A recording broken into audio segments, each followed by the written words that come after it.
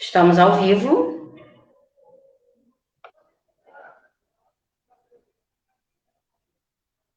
Boa noite! Vamos que vamos Ah, entrando.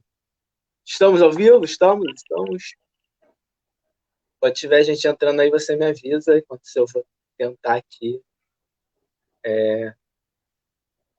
ainda não entrou, não. Agora sim, tem. Conseguir entrar aqui ao vivo, eu vou compartilhar na página.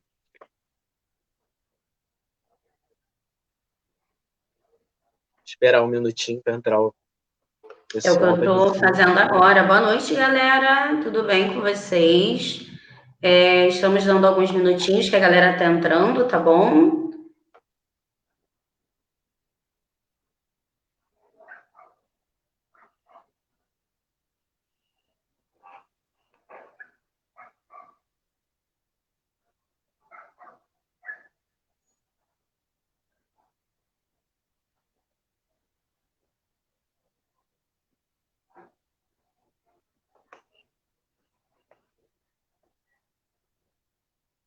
Aldo, eu não consigo ver daqui. Podemos começar? Podemos sim, Rodrigo. Boa noite, gente. Estamos aí com mais uma live do Para Além do Discurso. Gente, boa noite. Eu sou o Rodrigo e eu estou aqui mais uma vez com os meus amigos Alda Mata e Leonardo Miguel, e dessa vez com dois grandes especialistas aí, a Ana Paula Ferreira e o Marcel Bernardi. Vamos lá. Gente, o tema de hoje é bem-estar em tempos de pandemia. A revista gaúcha ZH escreveu uma matéria em 2013 falando sobre a importância do bem-estar psicológico. Mas o que é bem-estar? Segundo o dicionário Priberan, o termo bem-estar significa estado de satisfação plena da exigência do corpo e do espírito. Sensação de segurança, conforto e tranquilidade. O site Brasil Escola, que é muito utilizado pelos alunos, ele diz que existem dois tipos de bem-estar: o bem-estar subjetivo e o bem-estar objetivo. Sendo o objetivo os aspectos sociais e econômicos, e o subjetivo é a relação e a experiência de vida de cada indivíduo. Mas eu pergunto, em tempos de pandemia, quarentena, distanciamento social causados pela Covid-19, em que a incerteza econômica e os problemas sociais ficam mais latentes, como a gente pode manter, de certa forma, a nossa saúde física e mental, ou física mental em dia? Para responder essas questões, é que hoje, nós, do Para Além do Discurso, vamos nos reunir com a psicóloga Ana Paula Ferreira, que é especialista em psicoterapia infanto-juvenil, e o professor efetivo da SEDUC e professor substituto da UFRJ, Marcel Bernardi, que é doutorando em educação pela PUC-Rio. Alda, Leonardo, Ana Paula e Marcel, sejam muito bem-vindos. Tenho certeza que a gente tem muito para aprender com vocês. Tá? Pessoal, eu vou ficar no backstage hoje, tá? E quem vai assumir vai ser a Alda e o Leonardo junto com vocês. Gente, boa live para vocês, sejam muito bem-vindos. Oi, boa noite, Rodrigo. Fique bem aí no backstage, dando esse apoio para a gente. Quero agradecer a presença da Ana Paula, do Massuel, essa participação em mais uma live. E como o próprio Rodrigo falou, nós estamos no momento de se falar em bem-estar, o momento de se falar em vários assuntos relacionados a como viver bem, como estar bem dentro do isolamento social, né? E aí eu vou começar passando a palavra para Ana Paula, porque eu gostaria de saber, já que as pessoas falam muito em transtornos de ansiedade, em depressão e outras questões. A pandemia, ela fez surgir ou potencializou esses males psíquicos, Ana? Boa Boa noite. noite, boa noite. Eu quero também agradecer pelo convite, é um prazer estar aqui e podendo, nesse momento, fazer algumas reflexões, né?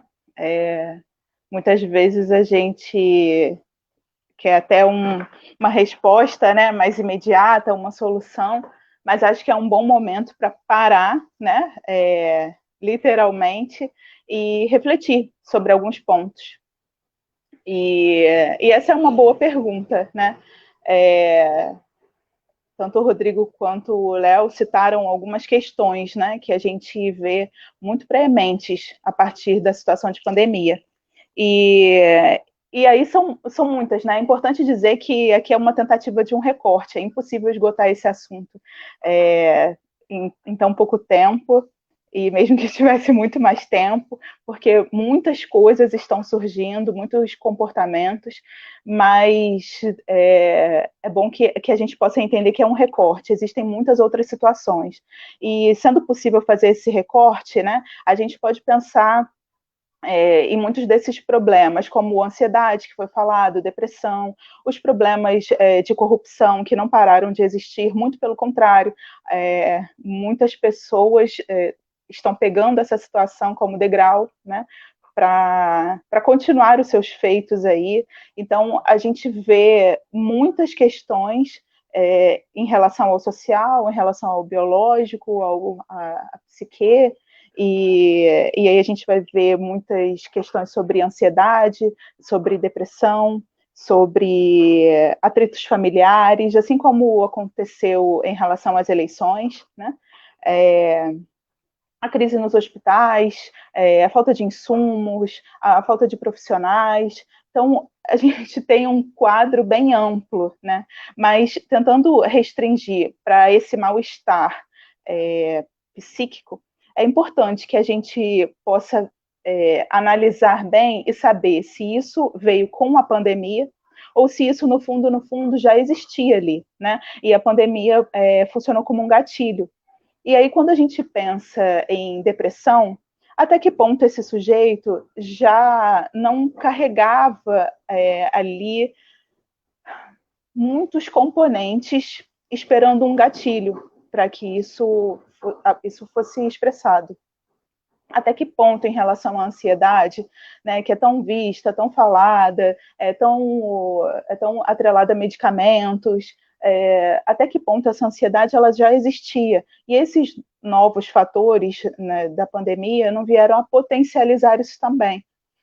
É muito possível, né, que isso tenha acontecido, que, na verdade, muitos desses casos tenham sido potencializados mesmo, né? E aí vem a questão do bem-estar, porque acho que é necessário que, para a gente pensar no bem-estar na pandemia, a gente possa pensar no mal-estar na pandemia, que é um pouco disso tudo que a gente vem falando aqui. Por quê? Porque quando a gente fala de doença, a gente fala de saúde. Quando a gente fala de saúde, a gente fala de doença. As duas coisas estão altamente atreladas, né? Para a gente pesquisar sobre aquela doença, a gente vai precisar mapear um pouco o que seria saúde para aquele corpo. Então, é muito importante, né, que dentro desse quadro a gente possa analisar e dar um passo atrás em relação a isso. Então, para que eu tenha esse bem-estar agora, é muito possível que eu tenha que analisar esse mal-estar, porque quando eu ouço, né, falar de bem-estar na pandemia, eu ouço do pedido de fórmulas mágicas, eu ouço o pedido de soluções rápidas, instantâneas, porque eu preciso para agora. Lidar com o mal-estar tem um preço muito alto, e não é à toa que a indústria farmacêutica domina tantos campos, não só no Brasil, como no planeta. Então, talvez fosse importante que, antes da gente buscar essas soluções mágicas, que não existem, né? E nada contra, muito pelo contrário, nada contra os exercícios físicos, os exercícios em relação ao cérebro, os escapes, né? A caminhada que possa ser feita, o exercício físico que possa ser feito dentro de casa, as séries que possam ser assistidas, mas até que ponto, para buscar esse bem-estar, a gente começou a colecionar outros problemas, né? A compulsão, por exemplo, pela comida, a compulsão em relação ao consumismo, porque a internet tem sido muito favorável nesse sentido, até que ponto, para buscar esse bem-estar, os divórcios acontecem. Então, tem uma série de coisas aí no meio que eu acho que a gente precisa analisar com mais cuidado.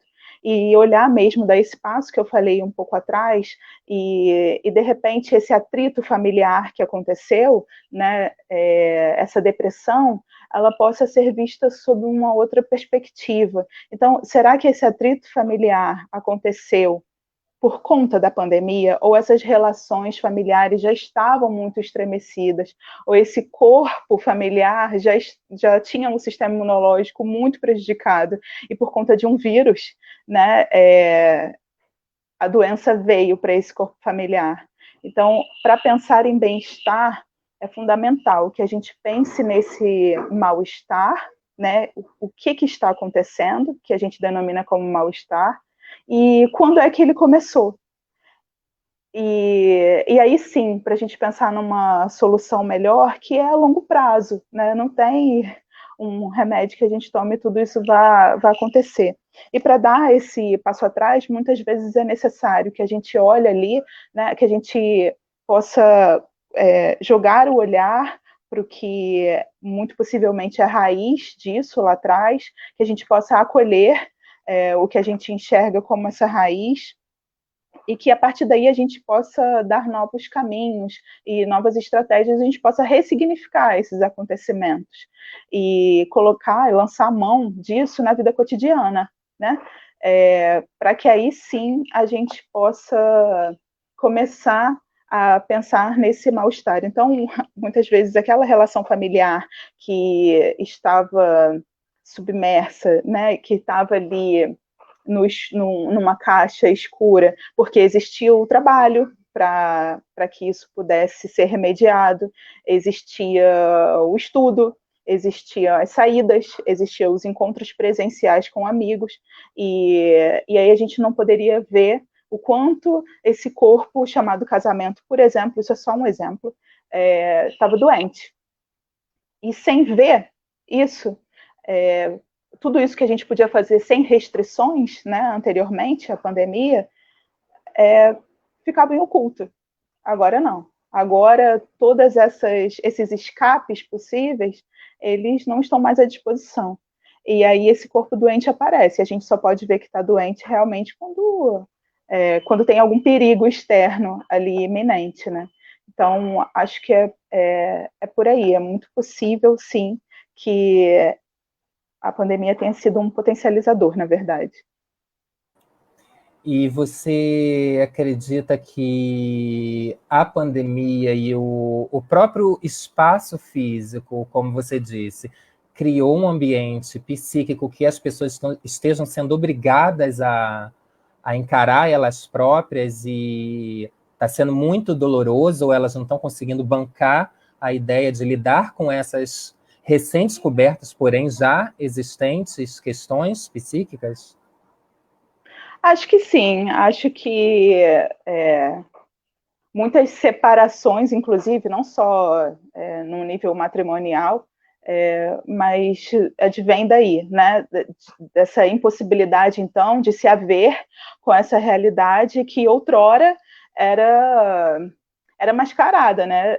Tinha uma possibilidade aí de ser mascarada. E agora não, agora a gente precisa que esses indivíduos estejam ali, vivam na mesma casa, sentem à mesa, que é uma rotina hoje pouco utilizada, né? Face a face, estejam ali face a face, muitas conversas eram feitas só pelo WhatsApp, pelas mídias, e agora não, agora a gente precisa estar ali. Por outro lado, tem sempre aquela porção que ainda assim não vai conseguir bancar esse incômodo, né?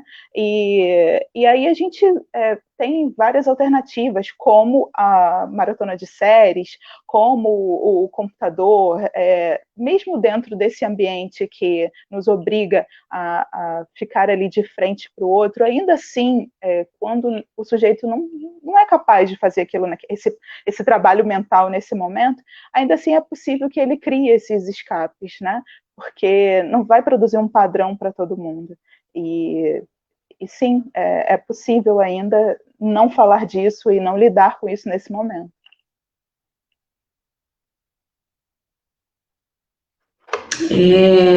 Ótimo, é bem esclarecedor. Então a gente pode estabelecer essa relação, né, de mente-sã, corpo-são e vice-versa?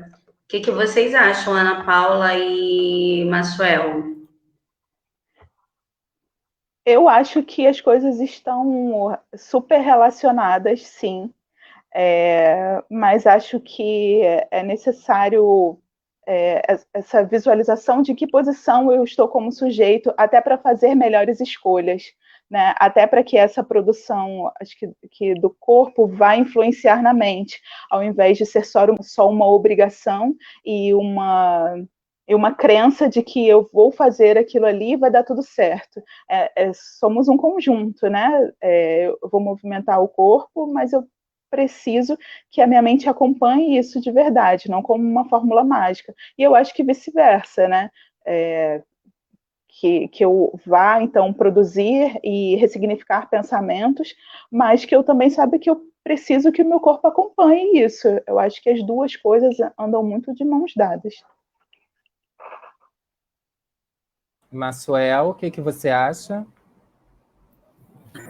Bom, para começar esse diálogo, eu queria primeiro parabenizar pela iniciativa, dizer que é muito legal estar aqui, agradecer pelo convite, dizer que esse projeto que vocês começam, intitulado Para Além do Discurso, é justamente o nosso grande propósito aqui, né? Para além do nosso discurso aqui, ver outras possibilidades que sejam dialógicas com tudo isso que está acontecendo, com tudo isso que a gente vem vivenciando. E à primeira vista, quando vocês me colocam esse convite, né, para falar sobre bem-estar, a minha primeira pergunta é no que eu posso contribuir, né? E aí eu começo a revisitar vários momentos da minha formação enquanto artista, enquanto educador, enquanto várias esferas da minha vida, né, e atuações, de que forma eu consigo contribuir nessa discussão. E aí, muito bem colocado pela Ana Paula, assim, eu acho que o corpo ele está muito conectado com isso. E, na verdade, eu diria mais, eu diria que ele está indissociável a toda essa conversa, todo esse discurso que não se encerra aqui, que ele vai muito além, né, desse projeto incrível que vocês estão colocando, principalmente para a gente valorizar profissionais da educação, valorizar pessoas que estão aí na atividade sempre, e sempre buscando o melhor das pessoas e o melhor, né, nos seus espaços, nessas esferas onde elas atuam. Bom, para começar a minha fala, eu quero trazer junto comigo um conceito que me acompanha desde sempre, enquanto artista, enquanto educador, que é o conceito de corporeidade. O conceito de corporeidade, eu tive contato no primeiro semestre da universidade. Eu sou licenciado em dança, e dentro da licenciatura em dança, dos cursos de graduação em dança da UFRJ, onde eu sou formado, tem uma disciplina que fala especificamente sobre corporeidade. E para quem nunca ouviu falar desse conceito, ele nada mais é, ou assim, de forma muito resumida, são todos os atravessamentos, todas as memórias, as vivências, as experiências que eu consigo carregar comigo dentro do meu corpo ou fora dele, dentro dessas experiências que vão além daquilo que está impregnado, impresso dentro da minha biologia, né? Então, eu acho que é interessante trazer para a conversa dois autores interessantes para a gente pensar nessa não separação de corpo e mente, né? nós, como cidadãos e cidadãs ocidentais, a gente tem uma formação sociológica, posso dizer, que é bastante separatista. Parece que quando eu estou estudando para uma prova, eu só estou trabalhando a minha mente, quando eu estou dançando, eu só estou trabalhando o meu corpo, quando eu estou desenvolvendo alguma atividade física, só o meu corpo que está trabalhando, a minha mente não está trabalhando, e isso é pelo contrário, né?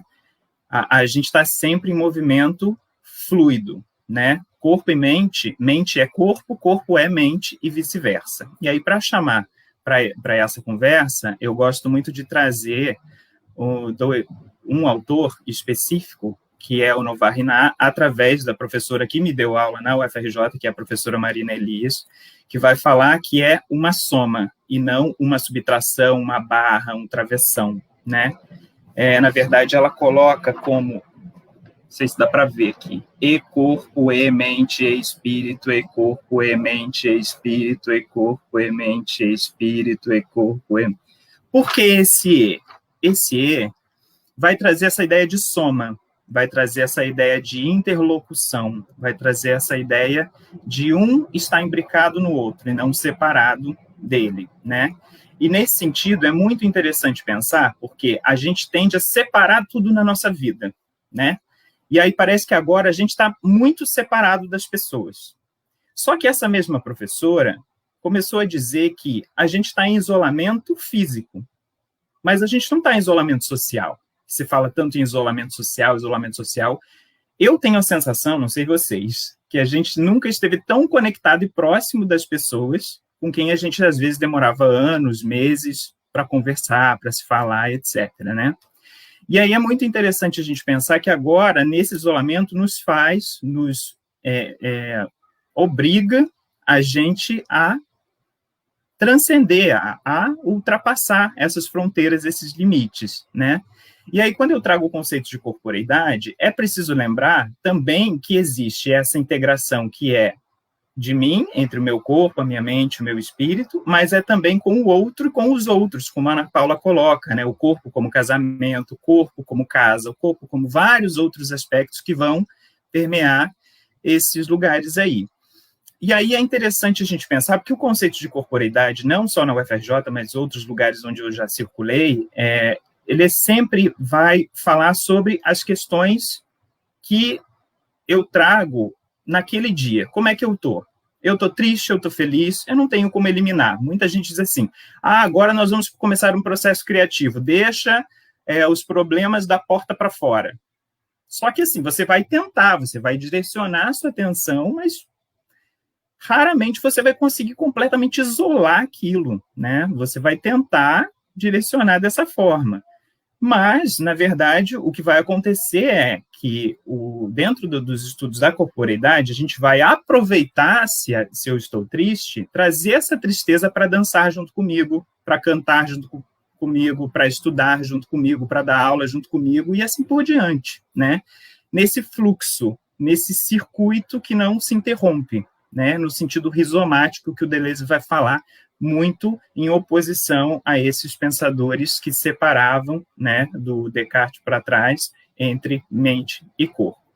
E a partir daí, é interessante a gente pensar que nas nossas práticas cotidianas, e eu tenho algumas sugestões para fazer, que daí depois a Alda, o Léo e o Rodrigo vão colocar lá na página. O primeiro deles é o curta-metragem Anima. Não sei se todo mundo tem acesso a Netflix, mas quem não tiver, de repente só vendo o trailer que está no YouTube, acho que já dá conta disso, de como dentro dessas possibilidades cotidianas, eu trabalhando o meu corpo, eu consigo já alcançar um pouco de bem-estar dentro dessa possibilidade. Então, por exemplo, eu estou trancafiado aqui num quarto minúsculo, às vezes a minha casa é cheia de gente, toda barulhenta, então como é que eu vou conseguir dançar? Né? É uma coisa que se coloca o tempo todo, né? Os alunos que eu dou aula colocam essas questões o tempo inteiro. Mas é possível, e eu vou mostrar para vocês que isso é possível. Então, por exemplo, eu passo por esse armário aqui todos os dias, várias vezes por dia, né? Só que eu não dou a atenção que eu poderia dar para ele em relação ao meu corpo, né? E se eu quiser me relacionar diferenciadamente com esse armário? Eu posso levantar, abrir a porta do meu armário e começar a fazer um outro tipo de relação com esse armário que talvez eu não tivesse anteriormente, me escorar aqui, me abaixar, levantar, e isso pode ser um princípio de dança para que eu consiga integrar isso tudo e fazer com que a minha relação com essa clausura que a gente está vivendo, que a gente está passando atualmente, seja bastante diferenciada, né? E aí, nesse sentido, não só o armário, mas várias outras coisas, né? Pessoas e etc. Então, eu acho que é muito interessante a gente pensar sobre isso. E outro elemento que parece muito banal, que os estudantes que eu trabalho também começam a achar que isso é qualquer coisa, que é nada e tal, é a respiração, é a nossa própria respiração. Eu respiro o tempo inteiro, então isso não é trabalho corporal, isso não tem a ver, né, com bem-estar e etc. Então, eu queria convidar todas e todos aí que estão assistindo a gente a fazer um micro exercício de respiração, tá? Que é muito simples. A gente vai fechar os olhos e vai respirar profundamente.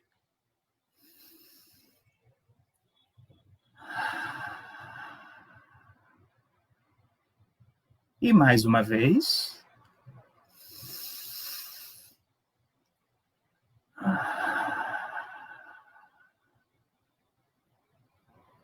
E agora, na terceira vez, sem abrir os olhos, a gente vai começar a jogar a nossa atenção, colocar a nossa atenção para onde é que o ar está passando. Ele vai entrar por onde, passar por onde, chegar até onde, mexer com que estruturas do meu corpo.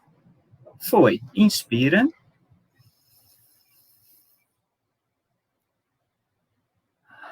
Expire. E mais uma vez. Inspira.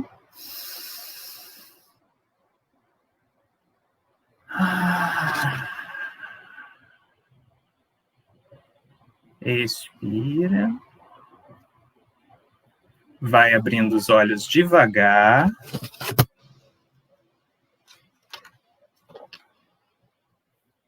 E agora minha pergunta para vocês não precisa responder não, tá, gente? É só perceber. Será que o meu corpo, ele está igual à primeira respiração que eu fiz durante esse exercício? Ele está um pouco, ou micro, ou macro, ou bastante, ou menos modificado? Será que a partir de um mero, ou simples, ou complexo exercício como esse, eu não posso modificar e atingir, minimamente que seja, o bem-estar a partir dele? Então, fica aí a minha inquietação. A partir disso. Eu vi que tem uma pergunta aqui, mas eu não consegui ler, gente, desculpa. Então, a pergunta do Romão. Será que se tivéssemos protocolos, orientações e organização unificada institucionalmente, os males da mente e corpo em tempos de pandemia não seriam menores e de melhor entendimento, resolução? E aí, Ana Paula e Massuel, o que vocês acham?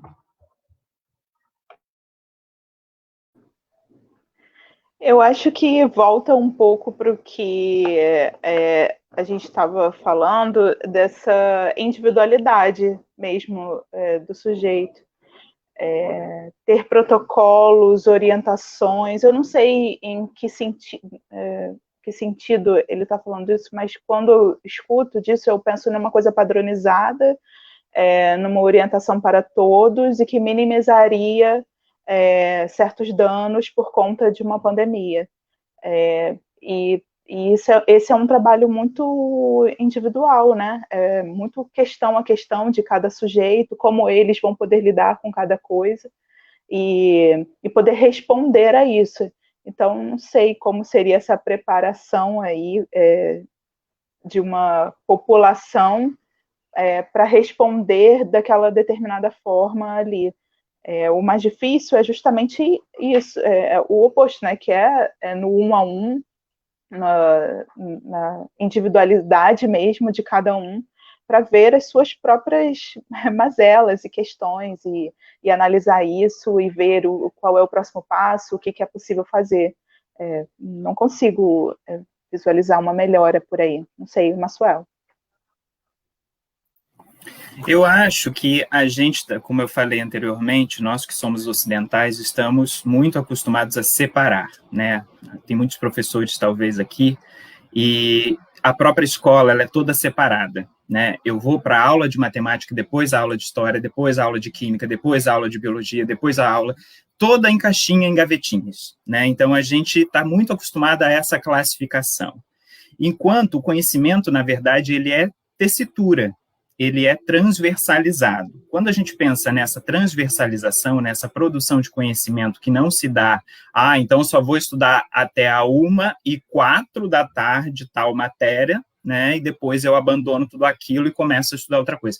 Não é assim que a gente, né, biologicamente, anatomicamente e nem transcendentalmente funcionamos, né? Então, eu acho que nesse sentido é muito interessante a gente pensar nessa integração para que a gente também se constitua e consiga minimamente alcançar esse bem-estar para que a gente consiga viver melhor. Nesse sentido, eu acho que dá para responder um pouquinho, através do corpo também, essas possibilidades.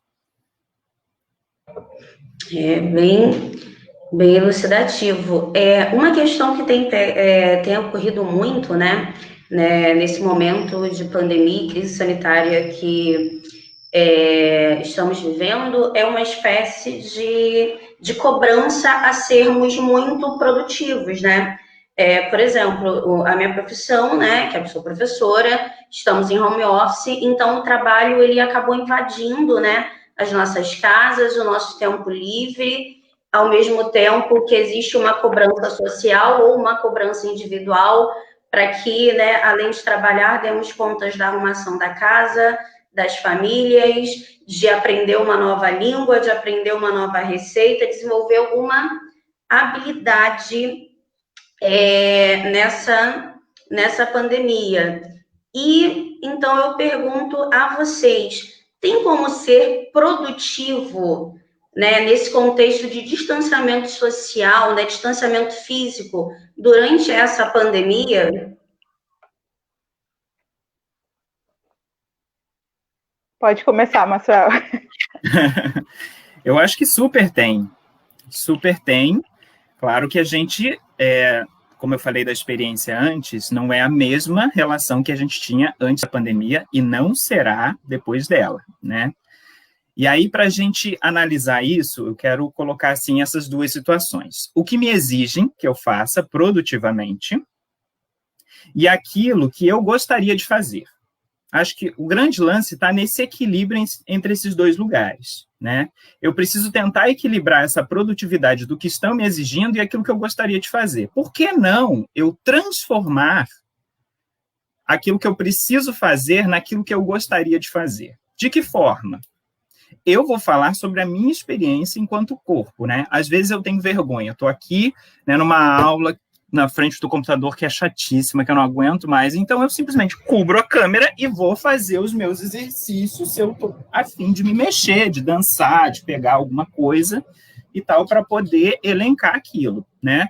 Eu acho que nesse sentido é muito interessante a gente pensar que a corporeidade também pode ajudar a gente a estimular esse fluxo que vai e vem no meu corpo, que vai mudar a minha relação com aquilo que para mim está sendo muito maçante, muito chato, muito exigente, e por aí vai, né? Nesse sentido, eu acho que o lance está em eu tentar equilibrar. De que forma eu consigo principiar através da arte da educação, que são as minhas áreas, né? Buscar maneiras de tentar solucionar esse equilíbrio, né? Mas, assim, não tenho todas as respostas, esse assunto não se encerra aqui, mas acho que também dá para ganhar algumas pistas através disso.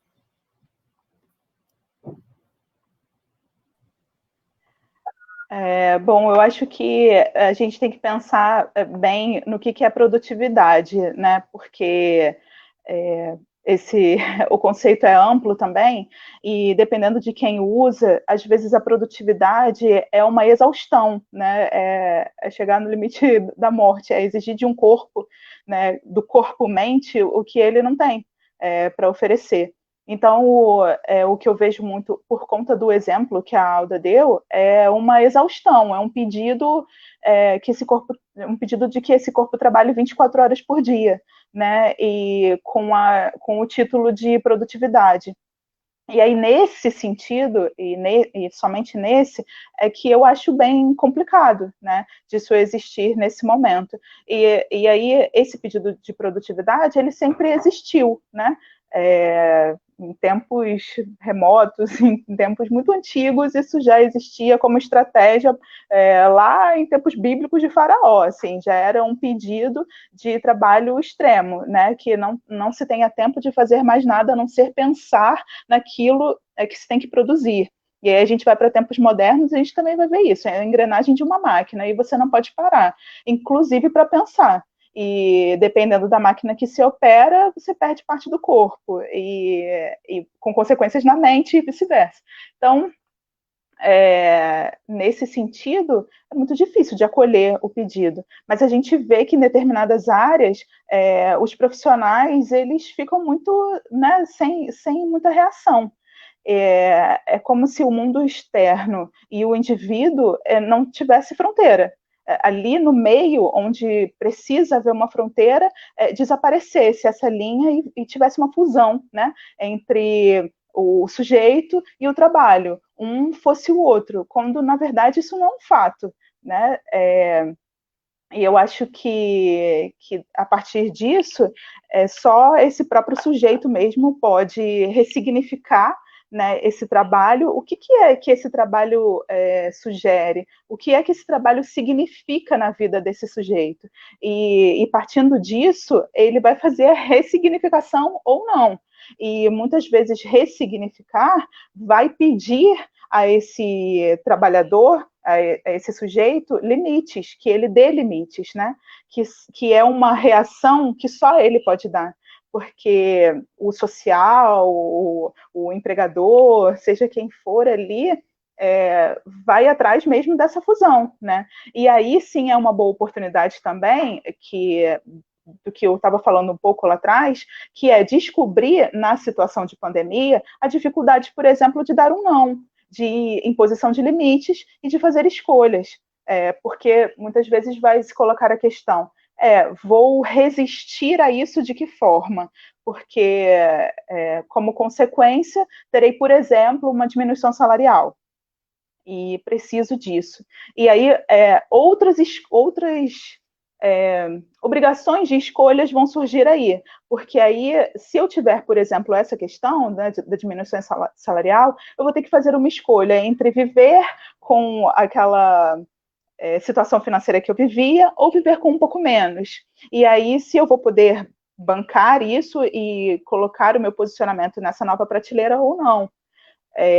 Vai ser muito difícil, né, que isso se coloque, essa questão apareça numa situação cotidiana fácil. É justamente com um gatilho, como uma pandemia, que isso se coloca. Se as coisas estivessem de uma outra forma, socialmente falando, talvez essa dificuldade desse sujeito, que é única, não surgisse ali. Então, a partir disso, ele está descobrindo um pouco mais dele e sabendo dessa dificuldade. Então, eu estou numa situação limite aqui e descobri que sou esse, que isso é parte de mim, né? E aí vem aquela parte que eu falei que pode ter ficado um pouco mais abstrata, mas é isso, poder olhar essa dificuldade, poder acolher, não parar aí, porque é um processo, né, e começa com um primeiro passo, e a partir daí indo para os outros passos, né, onde eu posso até ter um mal-estar em descobrir isso, né, eu que me achava uma pessoa com tantas facilidades, mas isso vai provocar um mal-estar, e esse mal-estar vai precisar ser acolhido, assim como o Maxwell falou, não é possível deixar, muitas vezes, a tristeza lá do lado de fora e ir dançar sem a tristeza, deixar alguma coisa fora, ele faz parte, é mente, corpo, é uma coisa única, né? Não dá para dividir, e é parte inerente, e acho que o indivíduo ainda não conseguiu isso, né, nessa tentativa de retirada, seja por um medicamento, seja por qualquer escape, seja pela comida, por qualquer coisa que possa mascarar isso aí, quando não é possível. Muitas vezes é necessário estar de frente para isso, para que a gente vejam outras soluções, né? Outras tentativas, outras estratégias. E muitas vezes essas estratégias não vão dar certo de primeira, elas vão precisar ser modificadas. Mas esse sujeito também só vai saber disso no momento que ele começar a tentar, né? A alegria, momentos, períodos alegres vão ser permeados por períodos tristes. Não dá para simplesmente retirar isso. Vai ser retirado uma parte dos alegres também. Então, está tudo aí muito junto. Essa possibilidade de reação é interessante pensar também em relação ao excesso de trabalho nesse momento. É interessante pensar no bebê, né? Que, num primeiro momento, ele enxerga o mundo externo e ele mesmo como uma única coisa. E aí, com um desenvolvimento, né, no melhor dos casos, ele vai conseguindo reagir a determinadas coisas, reagir ao mal-estar, reagir ao desprazer, né? E isso faz parte. E quantas vezes os adultos, né, esses indivíduos então que estão de frente disso, estão mostrando essa impossibilidade, que é de reação, que começa lá no bebê e ele aprende, por exemplo, que ele vai berrar e o seio virar, né? Num primeiro momento, esse seio faz parte dele e ele não sabe distinguir entre ele e o seio. Mas com um desenvolvimento psíquico, ele vai conseguir saber disso. E aí ele berra por seu próprio direito ali, para que seja acalentado e alimentado por aquele seio. De repente, os sujeitos precisam reaprender e ressignificar isso, né, em relação ao trabalho, para que o trabalho, como o Massuel falou, não tenha que se tornar esse algo pesaroso, né, mas na busca do que ele quer fazer dentro da obrigação que ele tem. Então, acho que isso é um trabalho que é feito, como eu disse, individualmente. Por isso que eu acho que é tão complicado a gente falar em um protocolo a se seguir, porque essa é uma dificuldade de algumas pessoas e vão se apresentar agora, né? Mas pode não ser de outras são outras questões, e assim sucessivamente.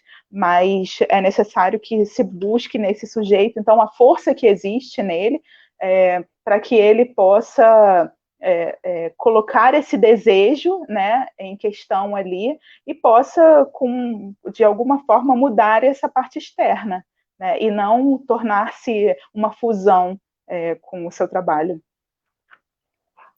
Eu só queria complementar, a partir disso que a Ana Paula está trazendo, e já emendar na pergunta do Sidney, sobre essa adaptação, essa nova forma de interação, né, apenas virtual, no trabalho, no estudo, no lazer, porque eu escuto muito quando os estudantes que eu trabalho dizerem para mim assim, eu não sei dançar.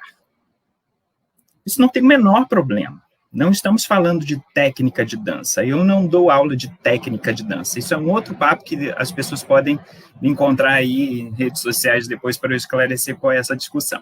Mas para além de saber dançar, é importante a gente se abrir para o novo. E essa é uma nova realidade que a gente está vivendo. E dentro dessa nova realidade que a gente está vivendo, é importante que a gente veja quais são as possibilidades dentro dela, para que a gente consiga, dentro dessa nova realidade, não achar que isso vai me destruir completamente, né? Então, eu sempre vou direcionar para as minhas práticas, né, por conta, né, da minha formação, mas, então, eu vou transformar isso, né, o não sei dançar, então, vamos lá, pega esse não saber dançar e coloca na forma da sua dança. Por isso que é tão importante você se mexer, se colocar no espaço, bocejar, porque muitas vezes as pessoas sentem vergonha pela classificação do outro. Vão achar estranho, vão achar bizarro, vão achar grotesco. Então, tampa a câmera, se fecha. Eu moro numa casa que é muito cheia, muito barulhenta. Tenta de madrugada acordar, talvez, né? Pode ser uma saída. Ir para um lugar que você consiga se mexer, e isso vai fazer com que você tenha uma outra relação com essa adaptação. Seria uma sugestão que eu daria para você conseguir ir buscando alternativas para você ir se adaptando, né? Essa seria uma das pistas. E nunca esquecer aquilo que eu falei no começo também. Aproveitar isso como potência para que isso impulsione para que você melhore cada vez mais, né? Então, sei lá, aconteceu meu vizinho, aconteceu um problema sério, minha mãe está com uma situação muito pesada e tal, então como é que eu abandono isso? Eu não tenho como abandonar completamente, eu vou tentar canalizar isso de outra forma dentro de mim para que eu consiga desenvolver essas atividades. Seria a pista que eu daria para essa solução, pseudo-solução a partir disso. E o próprio De Masi fala que nós passamos 3 vezes mais fazendo nada da nossa vida do que realmente trabalhando. E aí eu pergunto a vocês, a questão do ócio criativo, porque nós estamos entrando, e vocês já falaram em encontrar esse equilíbrio, Ana Paula citou a questão do limite, né, na jornada de trabalho, porém a grande maioria, né, não vamos dizer todos, tinha o horário de trabalho delimitado e o trabalho fora de casa. E agora a gente está invertendo essa situação. O trabalho está tomando todo o nosso tempo, e aí eu pergunto a vocês, até onde, nesse momento de isolamento, o ócio criativo auxilia e ajuda no bem-estar, no bem-estar dentro desse ambiente que agora nós estamos ficando cada vez mais constrangidos, fisicamente e psiquicamente? Bom, psiquicamente ele é obrigatório, né? É obrigatório para os adultos, obrigatório para as crianças que também sofrem com isso tudo e muitas vezes são obrigadas a emendar uma atividade na outra, e até o brincar é muito direcionado, né? Quando elas também precisam de um brincar pelo brincar, sem ter nenhuma necessidade de aprendizado ali, digo, escolar, formal, né? Não, esse brinquedo aqui só serve porque ele é educativo. Se ele for brincar pelo brincar, não. Mas que é necessário, é fundamental, né, para a formação em todos os sentidos dessas crianças e que elas possam ali criar as suas próprias brincadeiras, que é saúde, né? Quando a gente olha para as crianças, o brincar é necessário. A doença é a criança que não brinca. Então, ele é necessário desde o início. A questão é que eu acho que chega à vida adulta, né, e numa situação como essa, em que já tem algumas questões, como a gente está falando, e a gente foi vendo que começaram a existir outras, né? Eu tenho obrigação, então, de, além disso tudo, aproveitar esse tempo, e aí é dito como aproveitamento do tempo agora de pandemia, e sair expert em francês, alemão, inglês, libras, e ser esse sujeito potente, né? Por diversos motivos também analisáveis, seja porque quando eu sair daqui dessa pandemia, outras pessoas vão estar concorrendo em empregos comigo e eu tenho que ser o melhor, seja porque se eu não aproveitar, é muito entre aspas que eu estou usando essa palavra, eu vou ser visto como um inútil, como alguém que desperdiça tempo, e aí a gente, assim como a palavra produtividade ganhou novas vestes, eu acho que a palavra, a conjugação, né, o verbo aproveitar, ele também ganhou novas conotações. E aí, nesse aproveitar e ter que fazer coisas, não tem lugar para o ócio, né? Porque o ócio é coisa de quem não gosta de trabalhar. O ócio criativo e quando não, né? Ele é necessário para a vida, para a sobrevida, e ele não é necessário só em em época de pandemia. Ele também está para além da pandemia, ele está para a vida, né?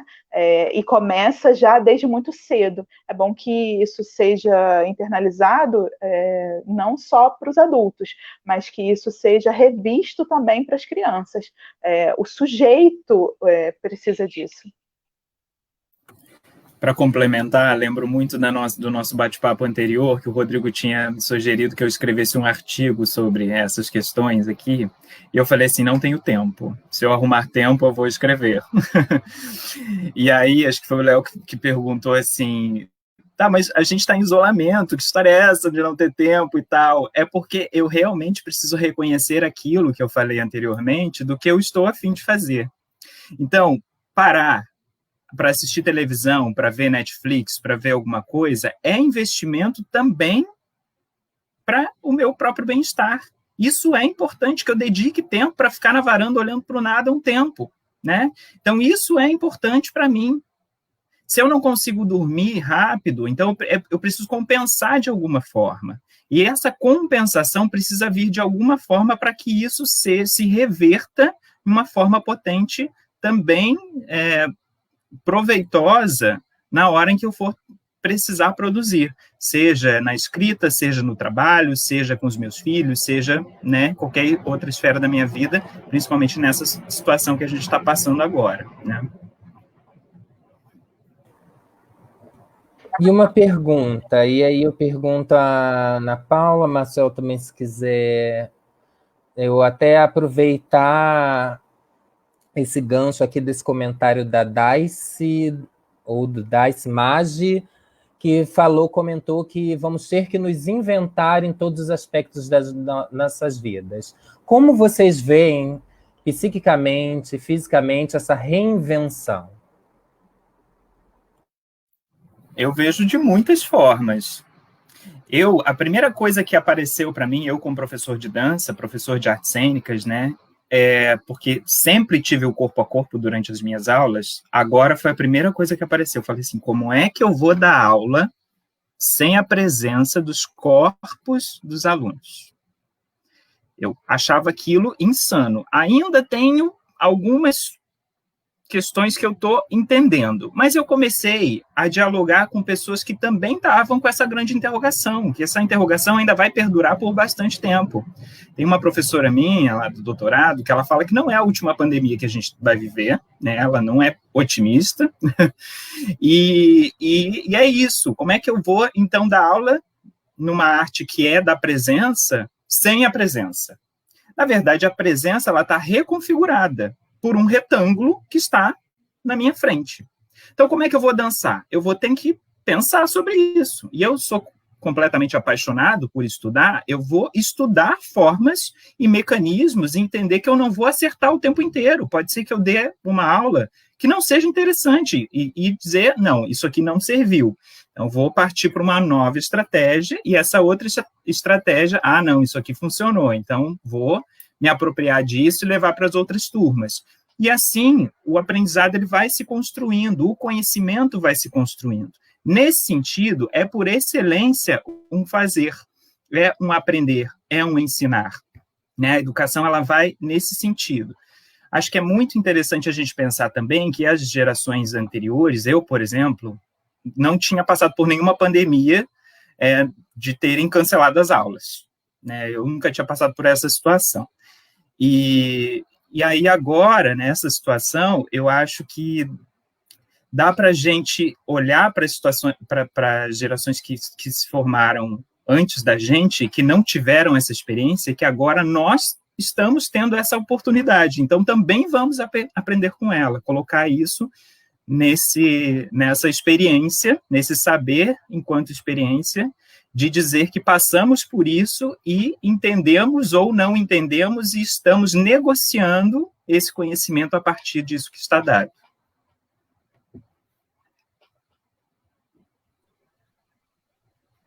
Bom, eu vejo que essa reinvenção ela é necessária, né?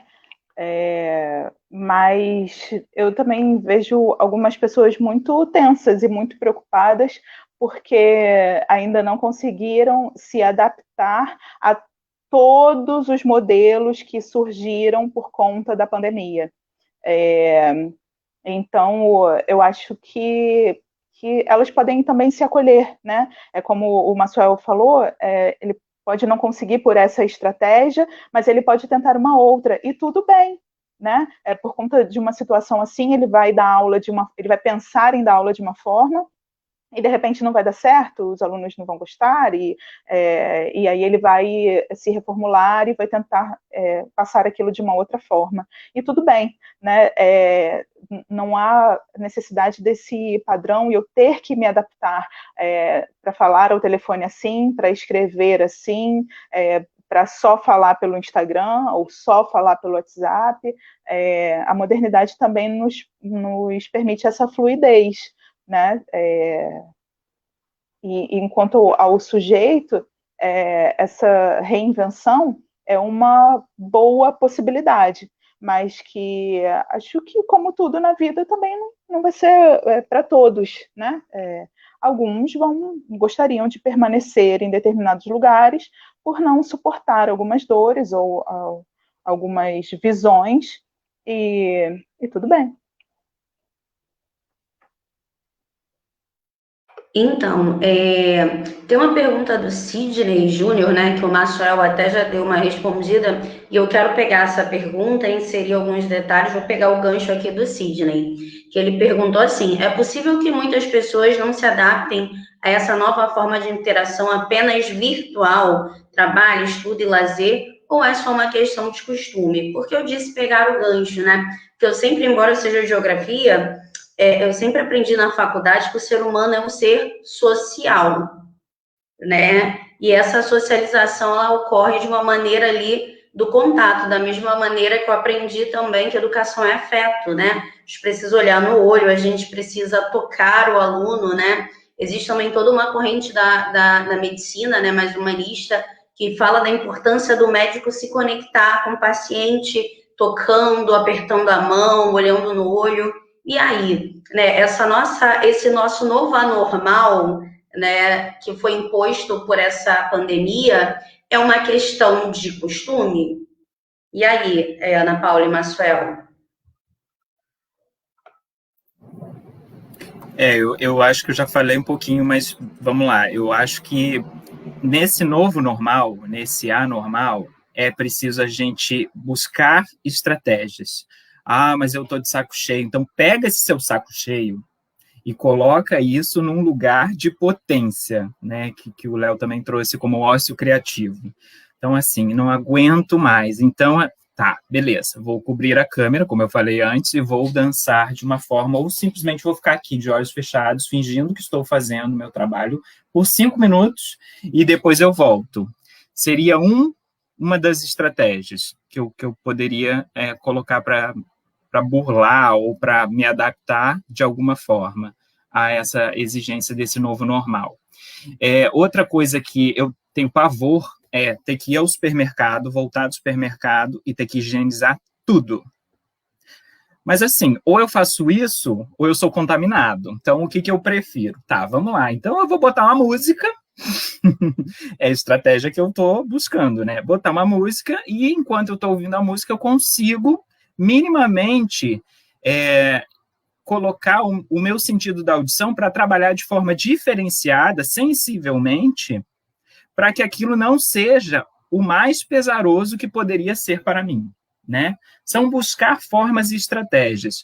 Outro exemplo que eu posso dar é que esses dias eu tenho uma sobrinha de 3 anos, e ela mora lá no interior do Rio Grande do Sul.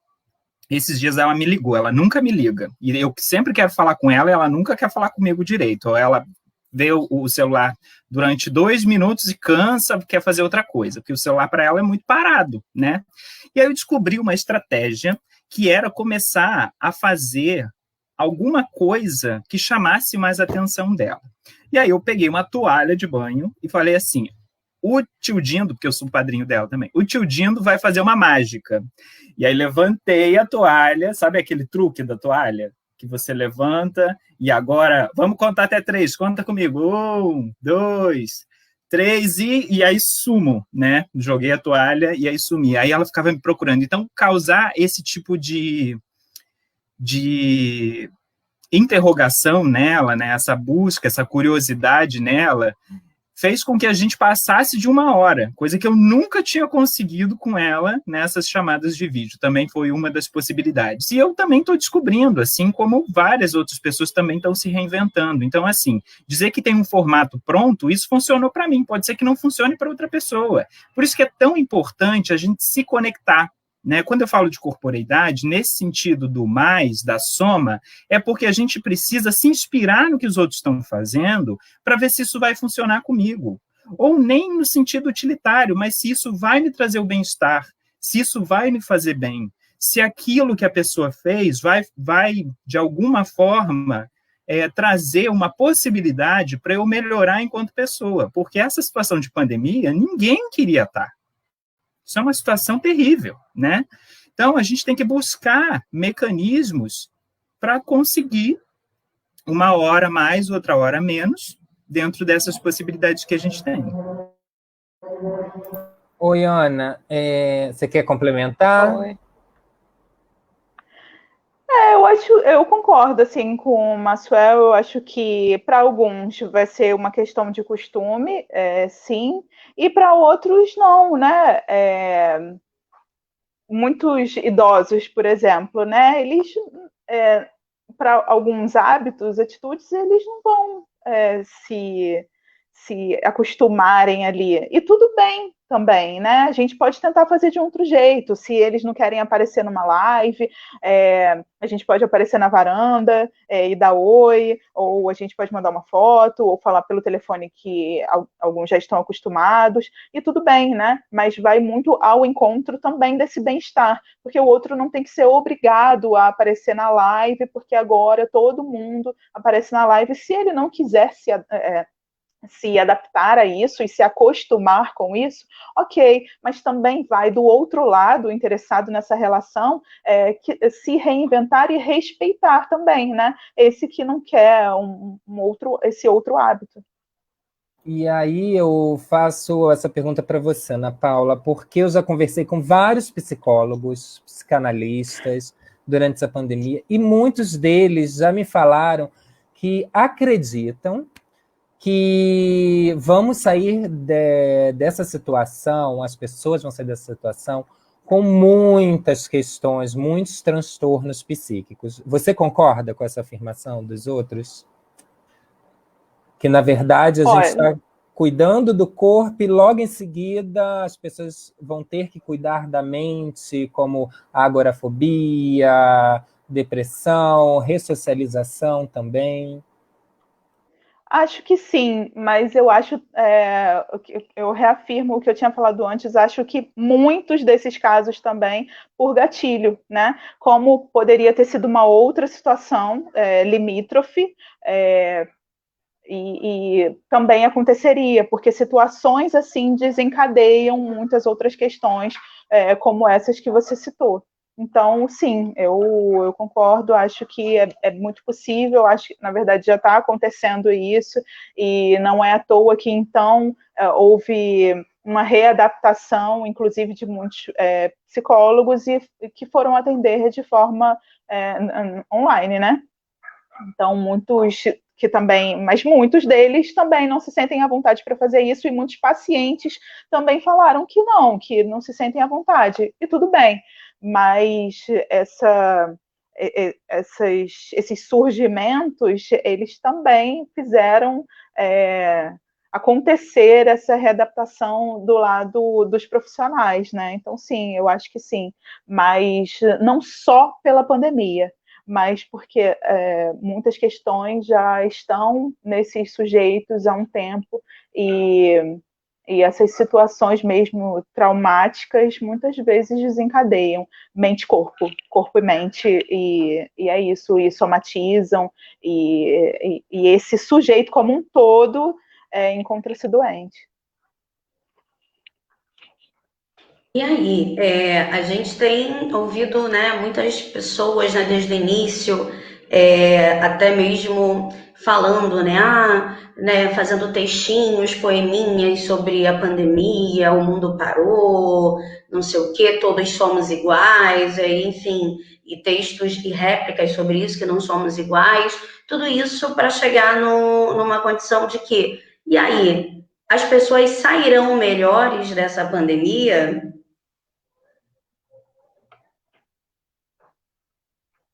Eu sou otimista. Eu quero dizer que sim. Quero dizer que sim. Já falei aí alguns exemplos, né, que eu tenho buscado para me tornar melhor. Inclusive, por exemplo, eu trabalho em 2 lugares diferentes. Eu não tenho carro, então eu teria que me deslocar de transporte público para esses 2 lugares e estudo em outro lugar, que é um terceiro lugar nessa cidade, que quem é do Rio de Janeiro conhece, que o transporte público daqui é meio caótico. Então, também está me favorecendo ficar em casa. Mas, ao mesmo tempo, para algumas pessoas, para os lugares onde eu circulo, eu tenho que dizer, olha só, mas também se coloca como uma exaustão eu ter que ficar com o olho colado na tela do computador ou do celular o tempo inteiro, né? Algumas pessoas já vêm com essa solução, ótimo, eu não preciso falar. Mas para outras eu pego e digo, olha, eu acho que a aula tem que durar um pouco menos, eu acho que a adaptação tem que se dar de alguma forma que seja confortável para as outras pessoas, né? E visualizar soluções para que isso a gente saia não com menos saúde. E a minha sorte é que o grau dos meus óculos, eu uso óculos, tá, gente? O grau dos meus óculos, ele não aumentou. Pelo menos eu não senti tanta falta. Eu estou até usando menos óculos do que eu usava antes. Mas eu estou sentindo umas dores de cabeça terríveis. E eu estou esperando passar a pandemia para eu ir ao médico ou no oftalmologista para ver esse problema de visão. Mas eu ficando sem celular, sem computador durante um tempo, eu já vejo que isso passa. É claro que aqui a gente não tem nenhum médico para poder falar um pouquinho sobre isso. Mas eu associo, porque parece que quando eu desligo, desconecto, né, desses meios digitais, aí eu consigo me recompor um pouco melhor. Ana Paula, e você? Acredita que sairemos melhores como humanidade dessa pandemia? Olha, eu então não serei chamada de tão otimista e não acredito que isso funcione obrigatoriamente, porque, como eu disse, né, certas pessoas que já agiam, né, uma parte de nós que já agiam de má fé, elas veem nisso oportunidades. Então, muitas pessoas ainda veem catástrofes como oportunidades. Então, o desembargador vai ser denunciado porque não quer usar máscara, mas isso aí já era ele, né? Ele já tinha muitas denúncias ali num tempo anterior. Muitos políticos vão ser pegos porque eles estão aproveitando esse momento. Então, muitas pessoas na rua, elas não vão ter aquele respeito na fila do supermercado, porque elas já eram assim antes, por outros motivos, e a pandemia não as fez respeitar a distância ali de 1 metro ou qualquer outra estabelecida pelo mercado. Então, ainda acho muito complicado, né? E tenho ciência de que várias outras estão distribuindo cestas básicas, de que muitas empresas estão comprando insumos necessários ali. Mas os hospitais, eles estão sendo meio de corrupção da mesma forma, ou mais intensamente. Então, quando a gente está na saúde e presencia tantas coisas, a gente vê que as pessoas não mudaram. Essas conexões não mudaram. Elas estão vendo nisso uma oportunidade de ascensão segundo as suas próprias crenças. Então, é meio desanimador visualizar isso. E eu não falo como a totalidade da população, porque eu não conheço a totalidade da população. Mas eu não sei, vendo isso tudo, se obrigatoriamente as pessoas vão sair melhores da pandemia. E você, Alda Mata? Você acredita que sairemos melhores? Então, eu não sou uma pessoa assim tão otimista também, porque eu acredito no seguinte: a gente está vivendo uma pandemia, né? Algo que nós só conhecíamos dos livros de história, algumas ficaram famosas e são temas de filmes e séries, né? Entre outras coisas. E a pandemia, para muita gente, é tragédia, é perda, é sobrecarga. E eu acho que é um pouco de romantizar, sabe, o sofrimento. Porque, por exemplo, nós estamos numa posição em que nós estamos podendo exercer o nosso trabalho em home office, temos um teto, temos condições materiais de continuarmos, né? E muitas pessoas não têm as mesmas condições. Sendo assim, eu acho que as pessoas vão entrar e sair da pandemia da mesma maneira que elas entraram, sabe? O máximo que pode acontecer eu acredito muito que as pessoas elas não crescem com sofrimento, mas sim com toda a rede de apoio que as mantém firme num período de tragédia. Eu acho que assim, de repente, para algumas pessoas sim haja crescimento, que se comprometa, por exemplo, com as causas sociais, com algum tipo de militância, com algum tipo de ativismo, ou, enfim, que repense o seu papel na sociedade. E você, Léo? Olha, Alda, eu sou um pouco niilista, então eu sou um pouco partidário do que a Ana Paula falou. A questão é que, na verdade, a pandemia e acho que a própria internet em si, essa questão da ligação virtual, ela está trazendo à tona, na verdade, aquilo que nós já tínhamos dentro de nós, né? E nós estamos tendo a oportunidade de demonstrar isso. A questão é, eu não consigo visualizar um povo ou uma humanidade que saia melhor disso coletivamente quando ela ainda não conseguiu se modificar individualmente. E é essa que é a questão que eu percebo nesse tempo de isolamento, né? Quando a gente vê, como a Ana Paula citou vários casos aí na TV, e às vezes até no dia a dia, você está vendo aí que o número de estelionatos cresceu absurdamente, porque as pessoas estão tentando fazer isso, aquilo. As pessoas estão, sim, ajudando, fazendo movimentos de campanha, mas isso já era das pessoas. As pessoas não faziam isso porque agora estamos vivendo a pandemia. Quem tinha que fazer isso já fez e já fazia antes, né? Então, quer dizer, a gente só está atravessando um momento, e nós podemos até mesmo reconhecer isso no próprio egoísmo que as pessoas têm em lidar com o direito e com o comportamento coletivo, quando nós queremos, olha, eu quero ir para a praia, eu estou morrendo de vontade de sentar, tomar um chopp com os meus amigos, estou morrendo de vontade de ir a um cinema, né? Quem me conhece sabe que eu sou extremamente viciado em cinema, e aí eu aproveito para falar que eu bati meu recorde de Netflix, já estou chegando ao meu, 220 filmes nessa pandemia, mas quer dizer, eu estou me respeitando para respeitar o outro também, né? E o que a grande maioria não está fazendo. Então, é muito difícil você esperar que a gente saia dessa coletivamente, mudados, quando individualmente a gente ainda está lutando contra isso, né? Alguém quer fazer mais alguma complementação?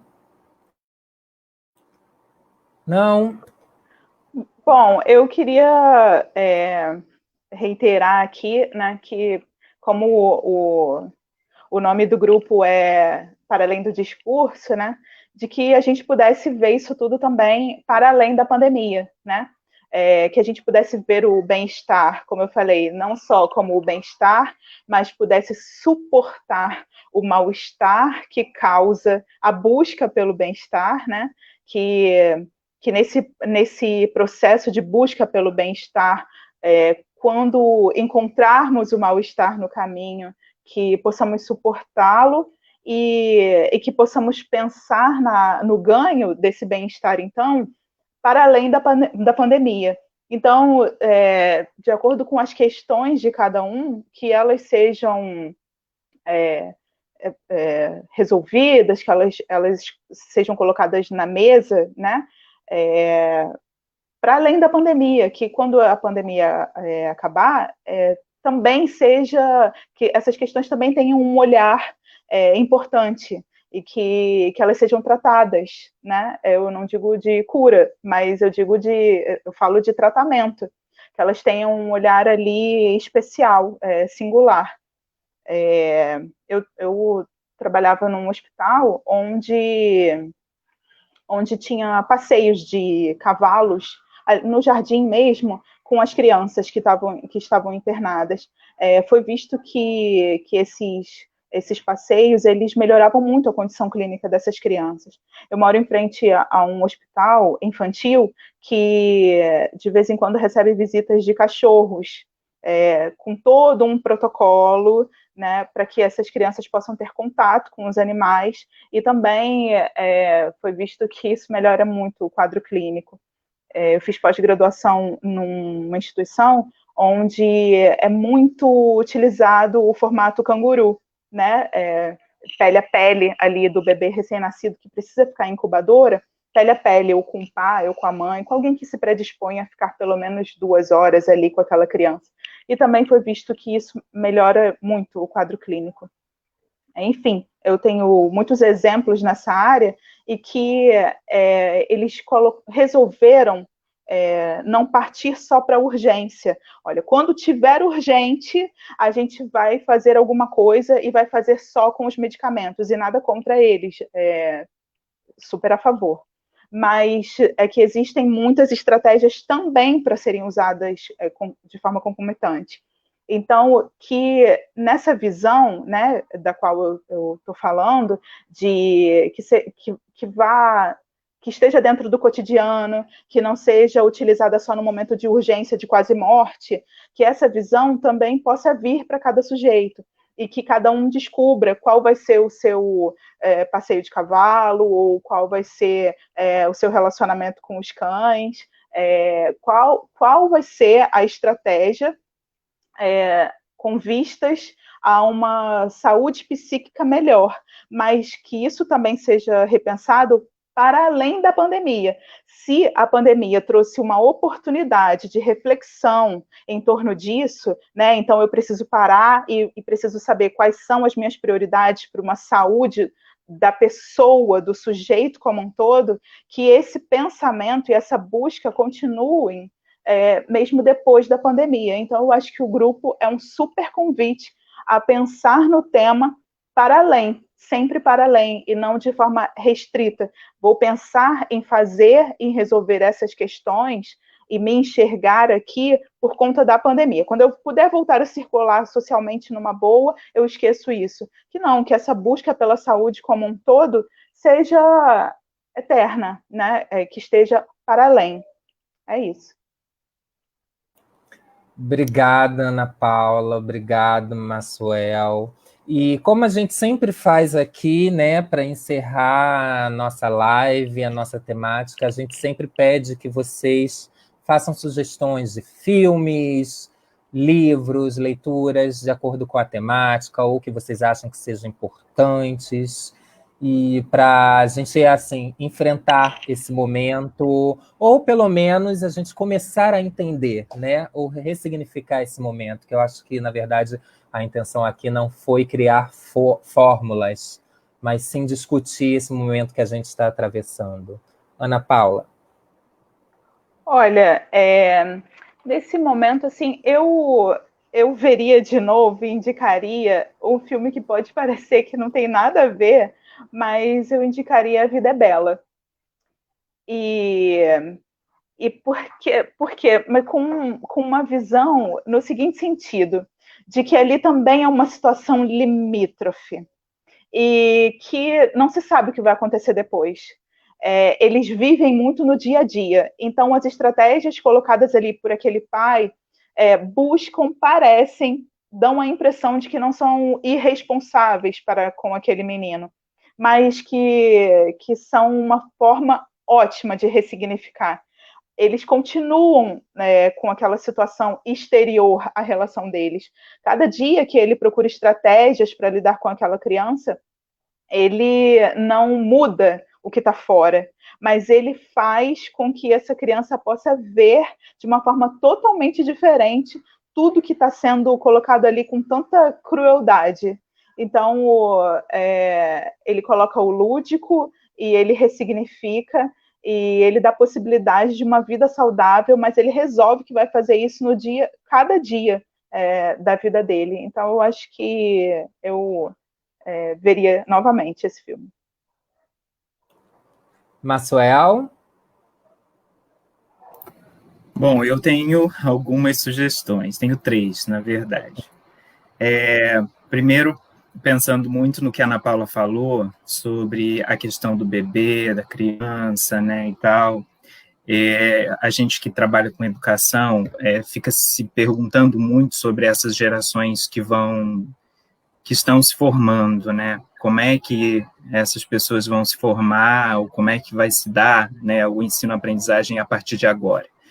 E aí, pensando sobre isso, sobre essa clausura que a gente está vivendo, eu sugeriria assistir O Quarto de Jack, que é um longa-metragem, está disponível no YouTube. Ele foi indicado ao Oscar há alguns anos atrás, justamente para a gente perceber aquela figura daquele menino que viveu, né, não quero dar muito spoiler, mas ele viveu durante grande parte da vida dele ali, quando ele sai, como é que é a relação dele com o mundo exterior, né? Acho que é um pouco para a gente pensar essa nossa clausura agora, para a gente voltar para o nosso novo normal a partir de agora. Em diálogo com as minhas práticas artísticas e educacionais, né, porque eu não consigo separar a minha vida a partir das artes da educação, porque para mim elas estão completamente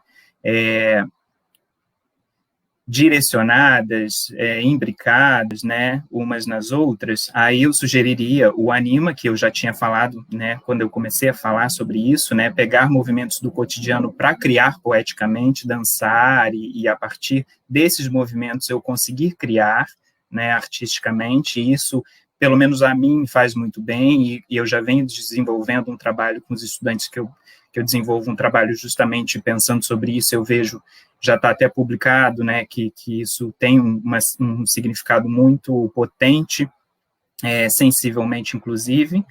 E, por fim, eu queria sugerir um texto do Jorge La Roça Bom Dia, chamado O Saber da Experiência, porque essa experiência que nós estamos vivendo, ninguém vai sair dela da mesma forma que nós entramos. E para nós não sairmos iguais, que não sairemos iguais, segundo La Roça vai dizer, né, mesmo que seja a mesma pandemia para mim e para a Alda, o corpo dela se relaciona de uma forma e o meu corpo se relaciona de outra, por uma série de atravessamentos, né, vivências, experiências e corporeidades. A minha corporeidade é diferente da dela, que é diferente das outras pessoas também. E aí, dizer, para finalizar, que eu acredito sim nesse complexo de Poliana que eu tenho, né, de ser otimista, que eu acredito sim na educação e nas artes como modificação das pessoas. Então, como é que eu modifico o mundo para melhor? Eu modifico modificando as pessoas, né? Se eu não acreditasse que as artes e a educação transformam as pessoas, eu talvez não trabalharia com isso. Mas através da arte da educação eu vejo caminhos para que a gente consiga modificar as pessoas e, por meio delas, modificar o mundo.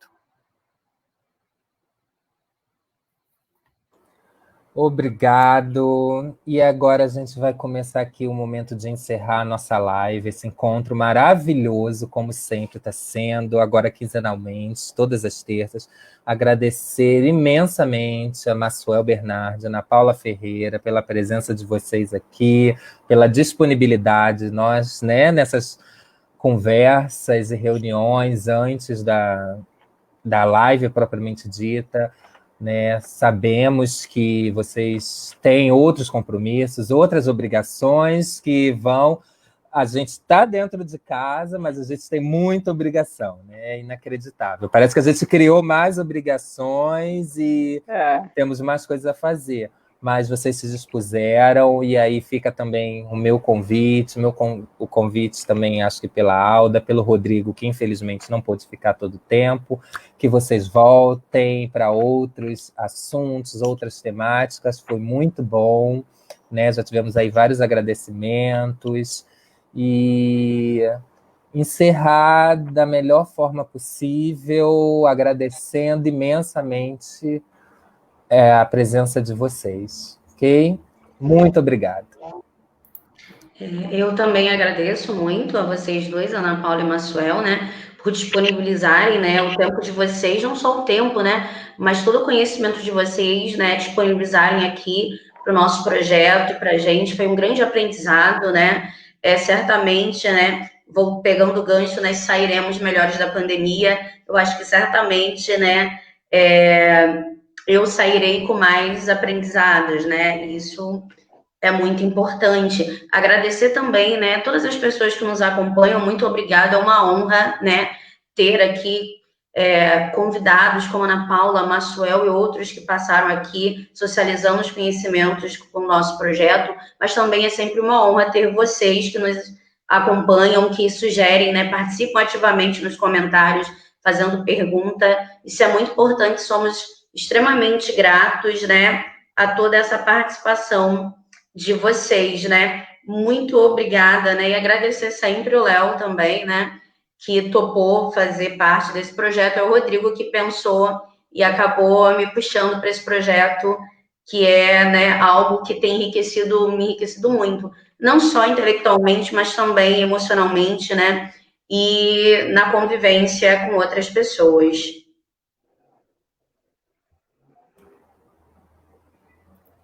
Vamos lá, gente. Um prazer sempre estar com vocês. Até, daqui a 15 dias, tá? Com a nossa próxima live, que vai ser um tema muito atual. E acompanhem a página, curtam, sigam, compartilhem as nossas publicações para vocês saberem qual é o próximo tema, que é muito importante na atual conjuntura, né? Não só do Brasil, mas do mundo.